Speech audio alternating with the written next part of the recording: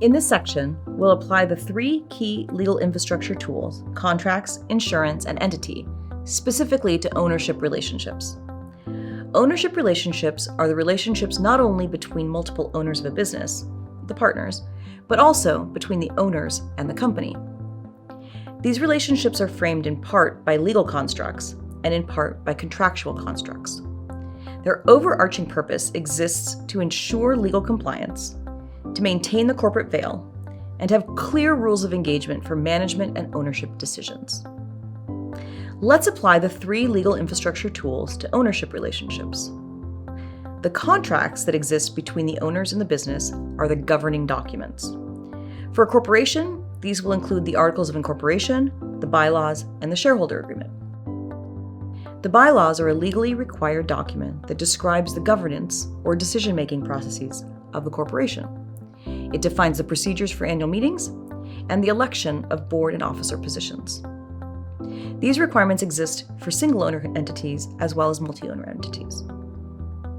The shareholder agreement covers the rights and restrictions of owners. It covers limitations on transferring shares and specifies the rules if an owner leaves voluntarily or involuntarily. It may also include other agreements among the owners, including tax, loans, liability protection, restrictive covenants, and dispute resolution agreements. For an LLC, the governance and ownership matters described above are handled in the operating agreement. The shareholder agreement or operating agreement, as the case may be, is an essential tool in setting expectations and limiting risks for business owners, but they're not legally required, and many businesses don't have them in place. By having well thought out governing documents, you'll be prepared to address ownership issues when they arise and make quick decisions that minimize the impact to the business. Insurance's most valuable role in ownership relationships is to provide confidence and cash for business continuity if an owner should die or become disabled. Key person, life, or disability insurance limit the operational disruption and provide funds for succession. Insurance plays another role in protecting the business from actions by an owner. Directors and officers insurance or errors and omissions insurance protect the business from a mistake made by an owner and insulate the other owners from such claims.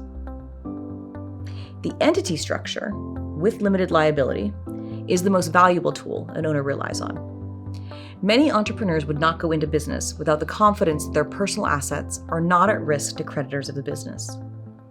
The limited liability is important for protection when multiple owners are involved in making decisions. Each owner can be confident that one bad decision does not put their personal assets at risk.